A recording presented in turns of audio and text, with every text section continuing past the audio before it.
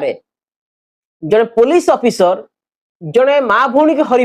जड़े police officer जड़े महिला को सेक्सुअल हारासमेंट कर जड़े पुलिस ऑफिसर जड़े महिला को फेवर मागिब जड़े पुलिस ऑफिसर अनैतिक कार्यकलाप लिप्त रहिबा परे ये पुलिस डिपार्टमेंट सुना पुओ भाविकी वर्तमान घरे आराम रखिछंती काहे की कारण से एडवांस बेल हेबे एंटीसिपेटरी बेल अप्लाई करिछंती ये बाबू एवं बेल हेला परे ये खुलाम खुलाम भाबरे पुणी माँ भौणी को हरिबो ये जो कथा आलोचना बाहर चलुची ये अत्यंत लज्जाजनक घटना या विशेष करी नयागढ़ जिल्ला रे नयागढ़ माटी रे एई भली कलंकित ऑफिसर को न रखिबा पई नयागढ़ जिलावासी गोटे प्रकार वर्तमान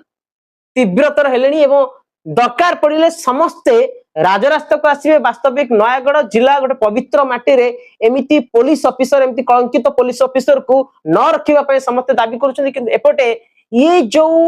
पॉलिटिक्स होउची ये जो राजनीतिक खेल होउची कोठी ना कोठी मदन बाबू को पई अनेक राजनेता माने वर्तमान चिंता रे पड़िछंती।